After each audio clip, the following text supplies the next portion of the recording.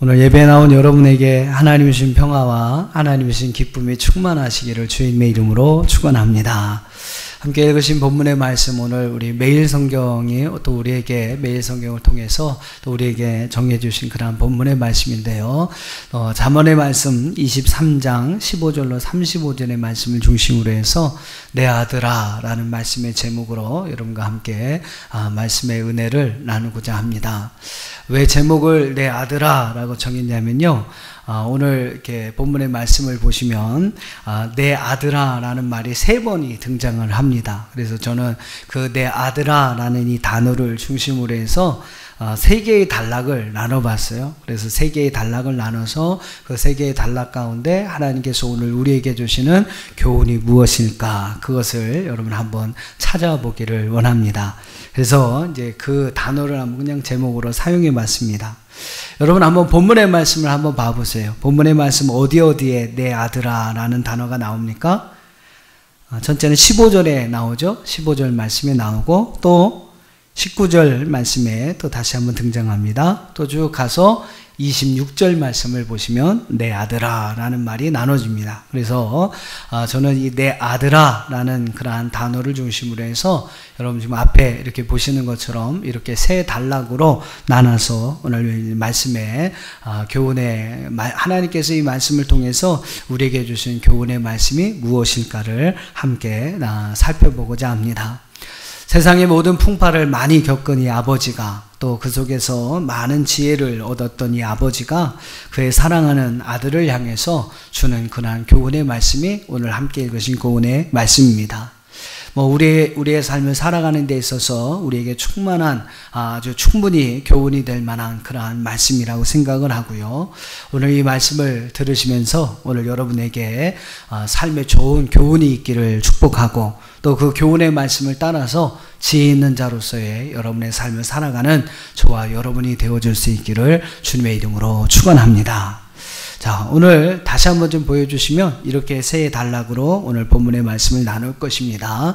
15절 말씀부터 18절 말씀까지.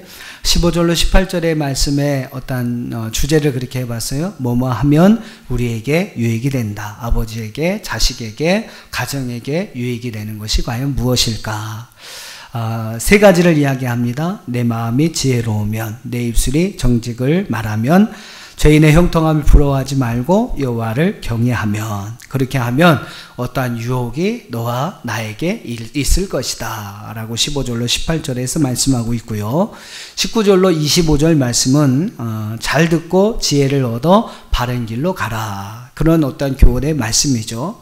잘 들어야 할 내용이 무엇일까? 20절과 21절에서 특별히 3 분류의 사람을 이야기하면서 그 사람들과 사귀지 말아라, 또 그 사람들과 같이 되지 말아라 라고 말씀하고 있고요. 23절로 25절에서는 부모의 말을 잘 듣고 부모를 기쁘게 하라 라는 그러한 교훈의 말씀이 기록되고 있습니다. 이렇게 행하는 것이, 이 말씀을 잘 듣고 지혜를 얻어 바른 길로 행하는 것이 지혜로운 자의 모습이다. 또 26절로 35절까지 말씀입니다. 세상의 즐거움이 아닌 하나님의 말씀을 따르는 그러한 기쁨으로, 또 부모님의 어떠한 일에 가르침을 따르는 그러한 기쁨으로 너의 길을 가라. 그래서 특히 2가지, 세상의 어떠한 2가지 즐거움을 버려야 하는데, 하나는 음료를 멀리하라, 하나는 술에 빠지지 말아라. 그래서 이렇게 이제 말씀의 단락을 나누어서 여러분과 함께 말씀의 내용을 살펴보면서 은혜를 나누고자 합니다. 좀 이렇게 여러분 머릿속에 좀 정리하시고 오늘 본문의 말씀을 접근을 하시면 여러분 조금 더 오늘 말씀을 잘 이해할 수 있을 것 같아서 먼저 대략적으로 오늘 본문의 구조를 여러분에게 말씀을 드렸습니다. 자, 첫째로 우리 15절로 18절 말씀을 한번 살펴보도록 하겠습니다. 15절로 18절 말씀은 뭐뭐 하라 하면, 그리하면 우리에게 유익이 된다라는 말씀입니다. 성경의 말씀을 보면 우리에게 분명하게 말씀하고 있는 가르침이 있어요. 바로 우리가 해야 할 것이 무엇이고 하지 말아야 할 것이 무엇인지를 분명하게 성경은 우리에게 가르쳐주고 있습니다. 구약의 말씀 가운데, 구약 성경 가운데 특별히 율법서라고 하는 토라, 모세 오경의 말씀이 있습니다. 이 모세 오경의 말씀에는 613가지의 그런 계명이 있다라고 이야기를 해요. 그래서 유대인들은 어려서부터 이 율법을 암송을 합니다. 그러면서 그 말씀을 조금 더 어김없이 잘 지키면서 살려고 노력하게 되죠. 이렇게 토라에 나오는 이제 계명들을 613가지로 분류했던 최초의 사람이 누구냐면 바로 중세 시대의 유대의 저명한 랍비이며 사상가로 알려졌던 마이모니테스라고 하는 그러한 유대인의 랍비가 모세 오경 가운데 나와 있는 율법들을 총 613가지로 정리를 하게 됩니다. 그 가운데 그는 두 가지로 크게 나눕니다. 하나는 뭐냐면 그 가운데는 하라라는 긍정적인 어떠한 명령을 가진 계명이 있다라는 거예요. 하라라는 긍정적인 형태의 어떠한 계명을 가지고 있는 그 계명의 수가 248가지요. 하지 말라라는 그러한 부정적인 형태의 금지 명령이 365개로 되어 있다라고 이야기를 합니다.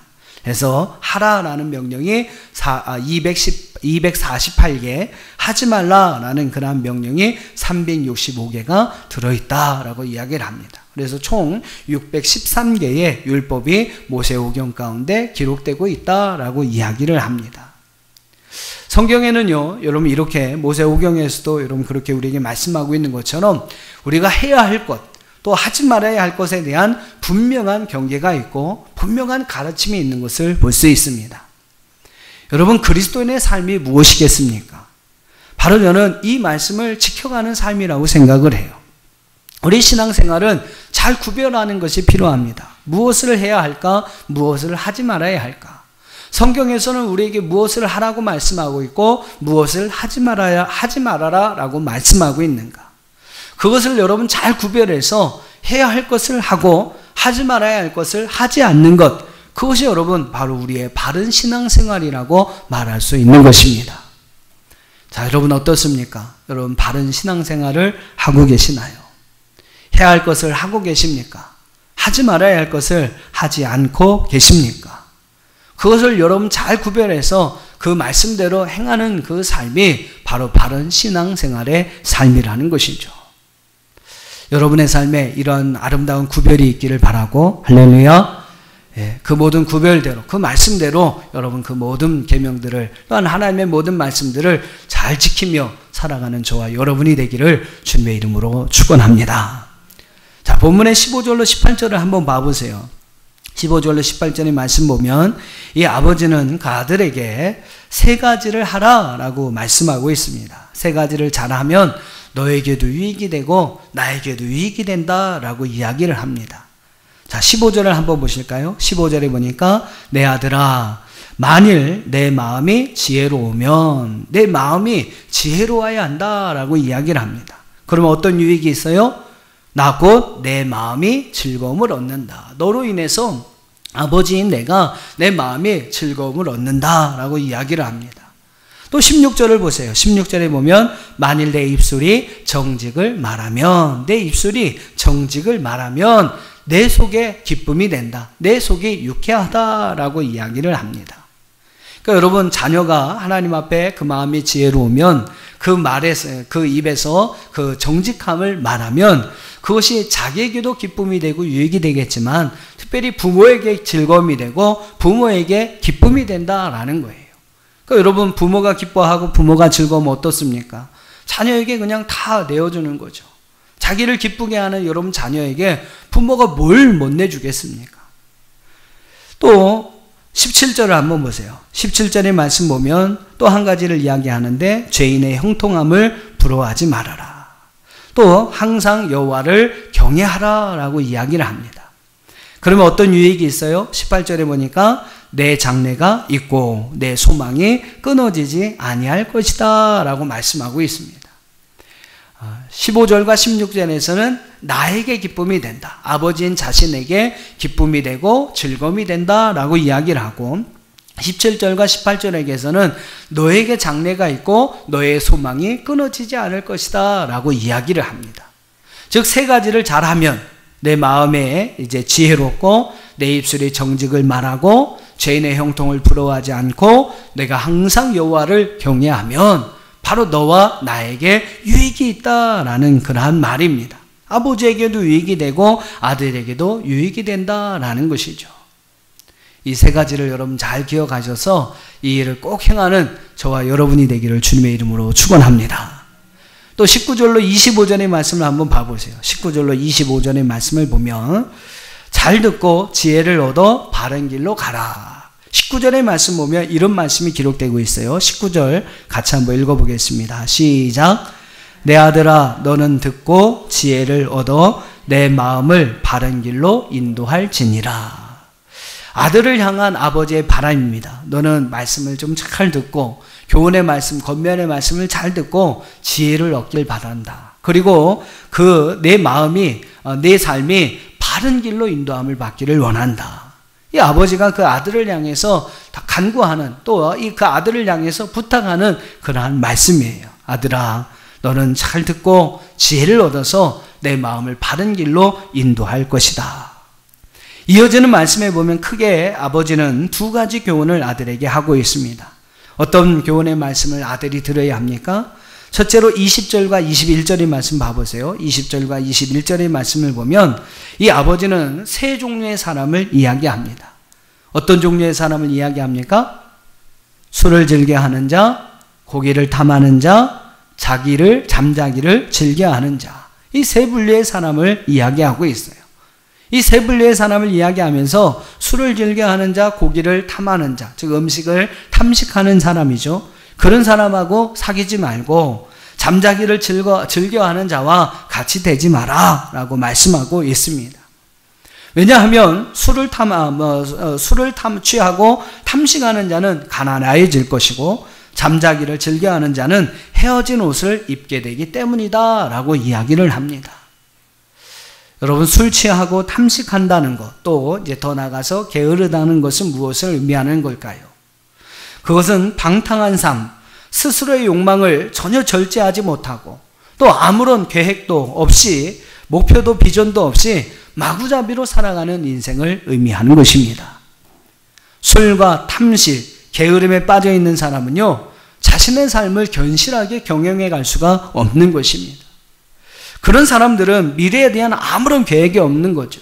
그냥 하루하루 자기의 몸이 원하는 대로 살다가 아무것도 이루지 못하고 자기의 고귀한 인생, 하나님께서 우리에게 주신 그 고귀한 인생을 마무리하게 되는 것입니다. 한번 여러분 좀 생각해 보세요. 여러분의 인생 가운데 절제함이 없다면 어떨까요? 절제함이 없다면 어떨까요? 한번 여러분 생각해 보세요. 한번 여러분 자신이 원하는 대로 한번 절제 없이 산다고 한번 생각해 보세요. 그럼 여러분 어떻게 될까요? 여러분의 몸이 원하는 대로 한번 먹고 마셔보세요. 여러분이 몸이 원하는 대로 한번 먹어보시고 마셔보시고 한번 그래 보십시오. 과연 여러분 어떻게 될까요? 한번 여러분이 자고 싶은 대로 한번 맨날 잠을 한번 자보십시오. 어떤 일이 과연 일어날까요? 한번 여러분의 마음이 또한 몸이 원하는 일들을 절제 없이 한번 다 해보세요. 갖고 싶은 거 있으면 한번 다 가져보시고요. 하고 싶은 일이 있으면 한번 다 해보시고 여러분 한번 마음대로 산다고 한번 생각해 보세요. 그럼 어떤 일들이 일어날까요?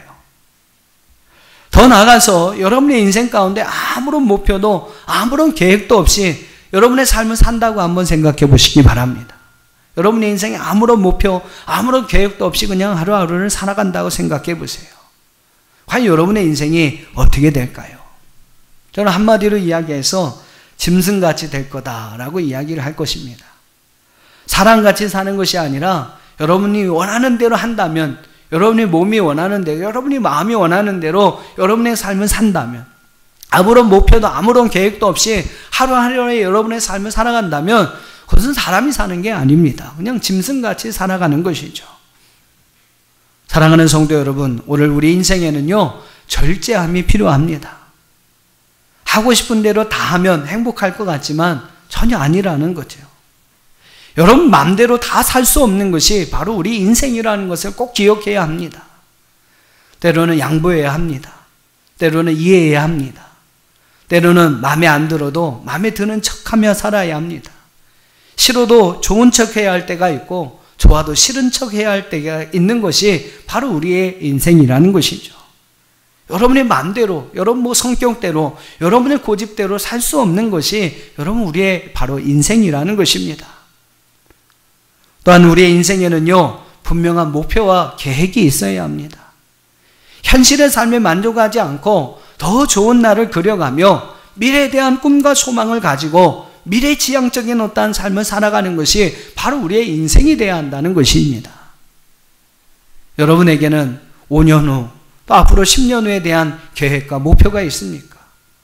앞으로 20년, 30년 후에 여러분의 인생에 대한 계획과 목표가 있으신가요? 저는 우리 학생들에게 늘 그렇게 이야기합니다. 너희들의 모습, 5년 후에 너희의 모습을 그려라. 10년 후, 20년, 30년 후 너희들의 모습을 한번 그려봐라. 그러면 그것이 너희들의 인생이 하나의 계획이 될 것이고 너희들의 인생이 하나의 목표가 될 것이다. 그러면 그 목표를 위해서 조금 더 노력하면서 준비하면서 오늘 하루의 삶을 살아갈 수 있을 것이다. 여러분, 꿈이 없는 백성은 망한다고 했습니다. 미래에 대한 꿈과 계획, 비전과 목표가 없는 인생은 멸망하는 인생이라고 말할 수밖에 없는, 멸망하는 인생이 될 수밖에 없는 거예요. 여러분의 미래를 한번 그려보세요. 여러분의 5년 후의 모습, 10년 후의 모습, 20년 후, 30년 후의 모습을 한번 그려보시길 바랍니다. 그리고 그 미래가 이루어지는 꿈을 한번 꿔보세요. 여러분이 그 생각하고 계획했던 그 모든 모습들이 이루어지는 꿈을 한번 꿔보십시오. 그리고 그 꿈을 위해서 오늘 한 발자국 더 힘을 내서 다름질할 수 있다면 우리 인생은 분명히 달라질 줄 믿습니다. 할렐루야. 여호수아서 18장의 말씀을 보시면요, 여호수아 이스라엘 백성들이 가나안 땅을 분배하는 이야기가 나옵니다. 여러 지파들이 그 가나안의 모든 이제 땅들을 이제 분배를 받게 돼요. 12지파 가운데 근데 아직까지도 7지파가 그들의 기업을 분배받지 못하고 주저주저하고 있는 것입니다. 12지파 가운데 아직도 7지파가 기업을 분배받지 못하고 그냥 주저하고 있는 거예요. 그때 여호수아가 그들을 향해 뭐라고 말씀하십니까? 한번 여호수아서 18장 3절과 4절을 우리 한번 같이 읽어보겠습니다. 시작.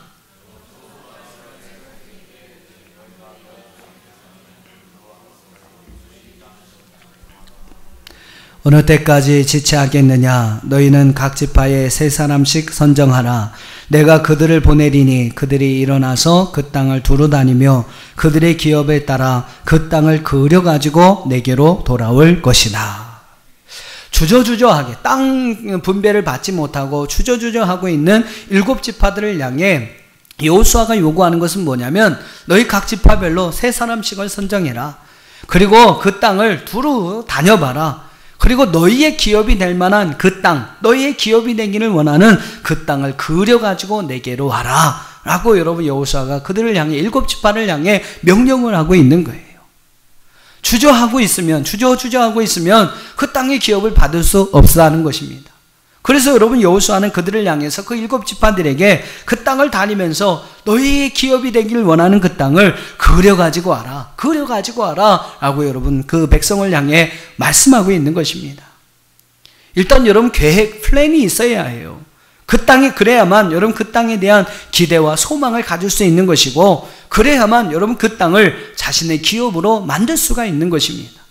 그래서 여호수아는 그 사실을 알았기 때문에 그들에게 먼저 그 땅을 다니면서 그 땅을 그려오도록 명령하였던 것입니다. 계획하지 않고 꿈꾸지 않고 어떠한 목표도 설정하지 않고는 우리는 아무것도 이룰 수가 없습니다. 꿈꾸는 자에게 미래가 있습니다. 하지만 여러분 꿈도 꾸지 않는 사람에게는 그 미래가 주어지지 않는 거예요. 한번 따라해 보세요. 꿈꾸는 자에게 미래가 있습니다. 예, 미래에 대한 계획, 미래에 대한 목표, 여러분 꿈도 없이 현실의 삶에 안주하고 미래를 위한 자신의 삶을 계획하지 못하는 사람, 오늘 말씀대로 이야기하면 그런 사람들이 바로 술 취한 사람들이고 탐식하는 자들이고 게으른 자들이라는 거예요. 그런 사람들은 결국 자신의 미래를 잃어버리게 된다는 것입니다. 가난해지는 것은 물론이요, 헤어진 옷을 입는 것은 당연한 일이요, 그들은 자신의 미래를 송두리째 날려버린다는 것이죠. 그래서 이 아버지는요, 자기 아들을 향해 그런 자들과 사귀지 말고 여러분 그런 사람들과 같이 되지 말 것을 말씀하고 있는 것입니다. 또 23절로 25절을 한번 봐보세요. 23절로 25절에서 이 아버지는 그 아들에게 무엇을 말씀하고 있습니까? 우리가 듣고 얻어야 할 그러한 지혜가 무엇입니까? 바로 23절과 25절에서 무엇을 말씀하냐면 부모의 말을 잘 듣고 부모를 기쁘게 하라라고 말씀하고 있습니다. 부모의 말을 잘 듣고 부모를 기쁘게 하는 것. 여러분, 그것이 바로 지혜를 얻는 길이요, 그것이 바로 바른 길을 살아갈 수 있는 방법이라고 이 아버지는 그 아들을 향해 권면하고 있는 것입니다. 프랑스의 어떤 역사상 69명의 왕들이 있었다고 합니다. 69명의 왕들이 프랑스의 이게 중세 시대들을 이제 집권했다고 합니다. 근데 그 가운데 오직 3명의 왕만이 백성들로부터 한없는 존경을 받았다고 합니다. 3명의 왕만, 69명 중에 오직 3명의 왕이 백성들에게 존경을 받았다고 해요. 또 어떤 사람이 이제 이 후대에 어떤 사람이 그들에 대해서 이렇게 조사를 해봤다고 합니다. 그랬더니 존경을 받는 이들과 그렇지 않는 이들에게 차이가 있었다는 거예요. 어떤 차이가 있었냐면 존경을 받은 왕들의 공통점이 있었는데 그들은 모두 친어머니의 젖을 먹고 친어머니의 품에서 자라난 왕들이었다는 사실입니다. 그럼 중요한 것을 우리에게 시사하고 있어요. 어머니의 사랑을 통해서 사랑을 체험한 왕이 그 사랑을 가지고 백성들에게 그 사랑을 베풀 수가 있었다라는 겁니다. 어머니의 사랑이 심겨져 있었으니까 백성들에게 그 사랑을 함께 나눠줄 수 있는 왕이 될 수 있었다는 거예요. 하지만 그 사랑을 경험하지 못하고 그 사랑을 알지 못하고 체험하지 못한 왕은 백성들에게 악한 왕이 되었다는 겁니다. 백성의 존경을 받지 못하고 백성을 사랑하지 않는 그러한 왕이 되었다라는 것입니다. 우리나라 통계는 여러분 모르겠습니다만 아마 모르긴 해도 그럴 거예요. 어머니의 젖을 먹고 친어머니의 사랑을 받고 산 사람은 분명히 좋은 사람이 되었을 것이 아마 분명할 것입니다. 자녀의 인생을 좌우하는 것이 바로 부모의 역할입니다. 부모는요, 자녀가 이 세상에서 처음 만난 스승입니다. 자녀는요, 부모를 통해 그 인생을 배웁니다. 부모에게 사랑하는 것을 배운 자녀는 사랑을 베풀 수 있고요. 부모에게 하나님에 대한 믿음을 배운 자녀는 하나님을 향한 믿음을 가지고 평생을 살게 됩니다. 또 그 부모에게 하나님의 말씀에 대한 지혜를 배운 자녀는요, 세상에서 지혜로운 자로서 그들의 삶을 살아가게 된다는 것입니다. 그만큼 여러분, 부모의 역할이 중요하다는 거예요. 그런데 여러분, 부모의 역할보다 더 중요한 것이 있어요. 그것은 바로 자녀의 역할, 자식의 역할입니다. 어떤 분을 보면 그래요. 그 부모님이 그렇게 이렇게 훌륭한 분 같아 보이지 않습니다. 그런데도 그 자녀는 참 훌륭하게 잘 키우신 분이 있어요.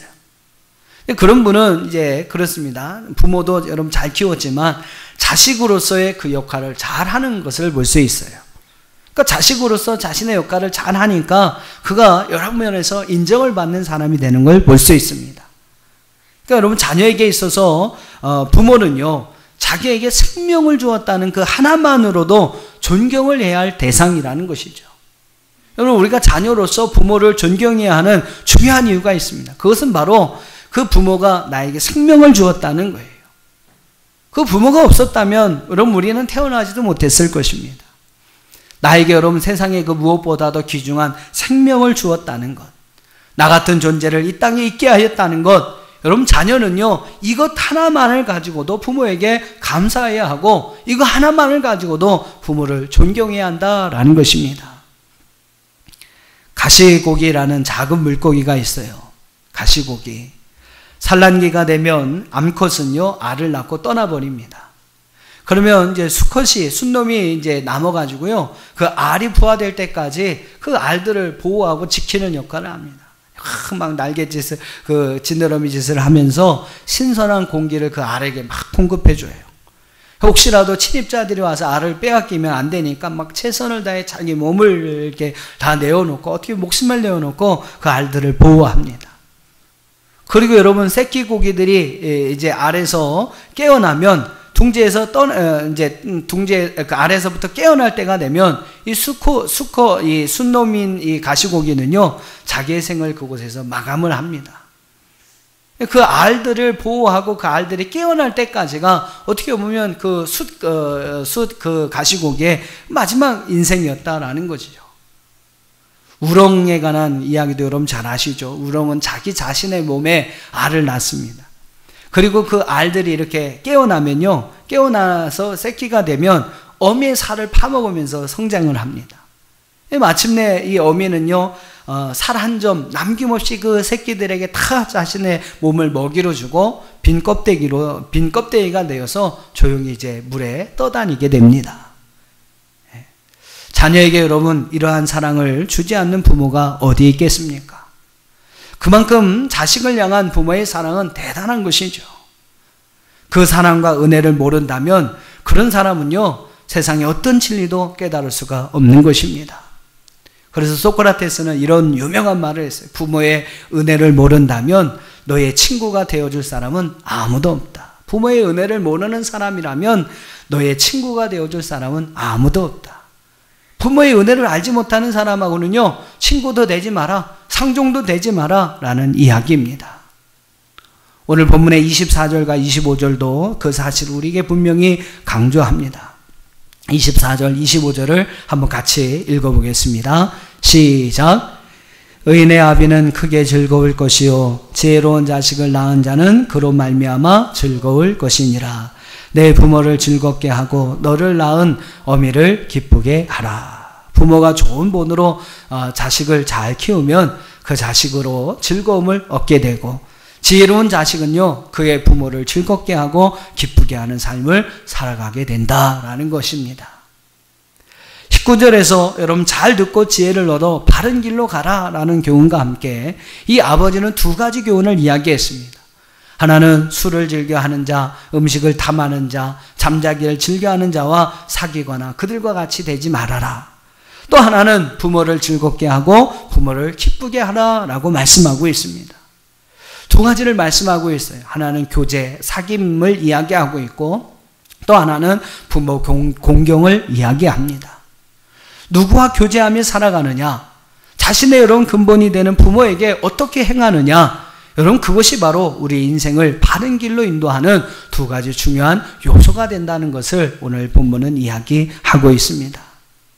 전에도 여러분 그런 말씀을 드렸지만, 지혜로운 사람은요, 아무하고나 사귐이 있어서는 안 됩니다. 특별히 여러분 술 취해서 사는 사람, 음식을 탐하는 사람, 게으른 사람하고는 사귀어서는 안 됩니다. 그들처럼 여러분 되어서도 안 됩니다. 또 지혜로운 사람은요, 부모에게 잘합니다. 부모를 즐겁게 하며 부모의 기쁨이 되기를 원합니다. 오늘 이 말씀, 이 겉면의 말씀, 이 교훈의 말씀을 여러분 잘 들어서 하나님이 주시는 지혜를 얻게 되시길 바라고, 그 지혜를 가지고 바른 길을 걸어가는 저와 여러분이 되기를 주님의 이름으로 축원합니다. 자, 마지막 세 번째 부분을 보겠습니다. 26절로 35절을 한번 봐보세요. 26절로 35절에 보면 특별히 26절을 한번 봐보시기 바랍니다. 26절에 보면 내 아들아 내 마음을 내게 주며 내 눈으로 내 길을 즐거워할지어다 라고 이야기를 합니다. 이 아버지는 그 아들을 향해서 세 번째 권면을 주는데, 내 마음을 내게 주어라. 내 마음을 내게 줘라. 그리고 내 눈으로 내 길을 즐거워하라 라고 이야기를 합니다. 이게 여러분 무슨 말이냐면, 그 아버지가 여러 가지 교훈의 말씀을 아들에게 하지 않습니까? 그 교훈의 말씀들을 마음으로 이제 잘 따르다라는 거예요. 또 그 길을 따르는 내 눈이 즐겁게 되기를 바란다라고 이야기를 하는 거예요. 세상의 즐거움 가운데, 세상 즐거움 가운데 너의 삶을 살아가는 것이 아니라 아버지가 주는 말씀, 또 하나님께서 우리에게 허락하시는 이 말씀의 교훈을 따라 그 말씀해 주시는 그러한 기쁨을 가지고 너의 삶을 살아가라 라고 권면하는 것이 26절로 35절의 말씀입니다. 아버지는 그 아들을 향해서 내가 주는 말씀에 내 마음과 눈을 주고 즐거움으로 그 길을 따라가라 라고 말씀하고 있습니다. 그러면서 아버지는요, 이어지는 말씀에서 그가 버려야 할 세상의 즐거움, 즉 아버지의 교훈을 기쁨으로 따르지 못하게 하는 세상의 즐거움 두 가지를 이야기하면서 그 두 가지를 멀리하라 라고 우리에게 말씀하고 있어요. 그 두 가지가 뭐냐면 27절과 28절 한번 봐보세요. 27절, 28절 우리 한번 같이 읽어보겠습니다. 시작.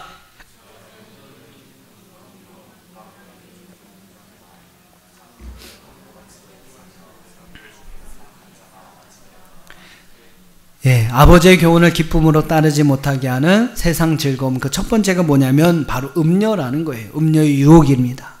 그래서 이 아버지는요 27절과 28절에서 음료를 멀리하라 라고 이야기를 합니다. 그리고 29절로 35절에서는 술에 빠지지 말아라 라고 말씀하고 있습니다. 누구에게 재앙이 있니? 누구에게 근심이 있니? 누구에게 분쟁이 있니? 누구에게 원망이 있니? 누구에게 상처가 있고 붉은 눈이 있니? 바로 술에 잠겨 사는 사람, 혼합된 술, 더 독한 술을 구하는 자에게 그런 것들이 있을 수밖에 없다라고 이야기를 하면서 그 아들을 향해 너는 술에 빠지지 말 것을 말씀하고 있습니다. 아버지의 여러분 교훈을 여러분 기쁨으로 따르지 못하게 하는 세상의 즐거움 두 가지, 바로 음료와 술이었습니다. 그래서 이 아버지는 음료를 멀리하고 술에 빠지지 말아라 라고 그 아들에게 말씀하고 있는 것입니다. 음료의 유혹에 빠지거나 여러분 술에 빠지면요 아버지의 교훈을 기쁨으로 따르지 못합니다. 우리가 여러분 세상의 즐거움 속에 빠져버린다면 하나님의 말씀해 주시는 즐거움을 가지고 이 세상을 사랑할 수 없게 된다라는 거죠. 그래서 여러분 세상의 즐거움에 빠지지 않도록 해야 한다. 이거 바로 지혜로운 사람의 모습이라는 거죠. 여러분 음료의 유혹에 빠지는 자는요, 음료의 유혹에 빠지는 사람은 단지 음행의 죄만 빠지는 것이 아닙니다. 이게 여러분 참 중요한 내용인데, 음료의 유혹에 빠져서 음행의 죄를 행하는 것은 음행의 죄로만 끝나는 것이 아니라는 거예요. 자신의 음행을 숨기기 위해서 또 다른 괴사를 행할 수밖에 없게 됩니다. 여러분 다윗의 경우가 그렇지 않습니까? 우리아의 아내 바세바를 취하여서 음행의 죄를 짓습니다. 근데 그 결과로 이 바세바가 임신을 하게 돼요. 그러니까 자신의 어떤 음행의 죄를 숨기기 위해 여러 가지 괴사를 이제 도모하지 않습니까? 그러는 가운데 충성스러운 그 신하였던 우리아를 결국 전쟁터에 나가서 죽게 만드는 그러한 또 다른 죄를 이 다윗이 행하게 됩니다. 여러분 음행의 죄에 빠지면요 그 음행을 숨기기 위한 또 다른 죄를 거듭하여 칠 수밖에 없게 되는 겁니다. 그러면서 여러분 결국 그의 인생은 파멸로 인도함을 받게 되는 것이죠. 술에 빠지는 것도 여러분 마찬가지예요. 술은 마약과 같습니다. 술에 빠지는 자는요 점점 더 독한 술을 찾게 되는 거예요. 30절을 한번 보세요. 30절의 말씀 보면 이런 말씀이 있어요. 술에 잠긴 자에게 있고 혼합한 술을 구하러 다니는 자에게 있느니라. 술에 빠진 사람은요 반드시 어떤 작용으로 이어지냐면 혼합한 술, 더 강한 술, 더 이렇게 자극이 될 만한 술을 찾아다니게 된다라는 것입니다. 순간의 괴로움을 이기기 위해서, 순간의 쾌락을 얻기 위해서 마약을 합니다. 근데 여러분 그것은 순간 아닙니까? 순간. 그 약효가 떨어지면, 마약의 약효가 떨어지면 그는 더 큰 불안함과 두려움 가운데 자기 몸을 떨게 되는 것이죠. 그러면서 여러분 그 두려움과 불안함을 없애기 위해서 더 강한 효과를 내는 강력한 마약을 찾게 되는 것입니다. 술에 빠진 자도 여러분 그와 같다라는 거예요. 괜히 여러분 마약 중독, 술 중독이 있는 그런 현상들이 일어나는 것이 아니라는 거예요. 술에 여러분 빠지다 보면 더 강한 술을 찾게 되고 결국은 여러분 술 중독, 마약 중독이 일어나서 이제는 술 없이 마약 없이는 살아갈 수 없는 존재가 됩니다. 결국 그런 인생도 파멸하는 거 아니겠습니까? 지혜로운 사람은요 이러한 세상의 즐거움을 버리고 말씀을 통해 주시는 기쁨과 즐거움을 가지고 살아가야 할 줄로 믿습니다. 요한복음 4장의 말씀 보면 예수님과 사마리아 여인의 어떠한 대화하는 장면이 나와요. 예수님은 이제 물을 기르러 나온 사마리아 여자에게 자신에게 마실 물을 달라고 청합니다. 보통 유대인들은 그 이방 여인들에게 그렇게 청하는 법이 거의 없습니다. 당시 유대인들은요 사마리아인들을 상종하지 않으려고 했습니다. 근데 이 예수님이, 유대인이 바로 그 이제 자신에게 사마리아인인 자기에게 그런 요청을 하니까 예수님에게 이 여자가 이야기를 해요. 아니 왜 저에게 이런 일을 청하십니까?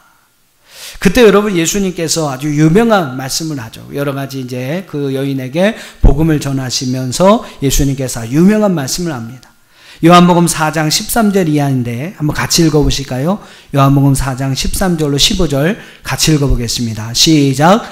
예수께서 대답하여 이르시되 이 물을 마시는 자마다 다시 목마르려니와 내가 주는 물을 마시는 자는 영원히 목마르지 아니하리니 내가 주는 물은 그 속에서 영생하도록 솟아나는 샘물이 되리라.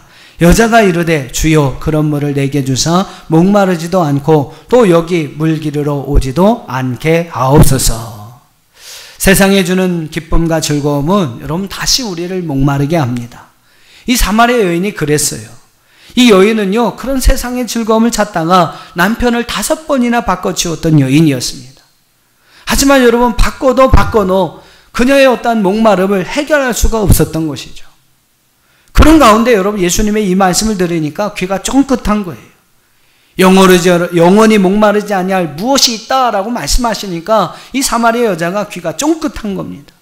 그러면서 예수님께 하는 말씀 뭐예요? 주여 그런 물이 있다면 그 물을 내게 주사 목마르지 않게 하시고 다시는 또 여기에 물을 기르러 오지 않게 하옵소서라고 이야기를 합니다. 그렇습니다, 여러분. 세상에 주는 기쁨, 세상에 주는 즐거움, 특별히 성적인 어떤 육체적인 기쁨과 만족, 술로 인하여 얻어지는 그러한 순간의 기쁨과 만족은 우리를 다시 목마르게 할 것입니다. 하지만 여러분, 예수님께서 우리에게 주시는 기쁨과 즐거움은 예수님의 말씀처럼 오늘 우리를 영원히 목마르지 않게 할 줄 믿습니다. 주님의 주시는 말씀, 주님의 주시는 은혜, 그 말씀과 여러분 은혜를 경험함으로써 오늘 우리 안에 영원히 솟아나는 샘물이 있다면 그 샘물로 우리는 영원히 목마르지 아니하게 될 것입니다. 잠깐의 여러분 우리의 목마름을 해결하는 이 세상의 것보다 우리를 영원히 목마르지 아니하게 할 하나님의 말씀과 은혜를 사모하며 살아갈 수 있는 저와 여러분이 되시기를 주님의 이름으로 축원합니다.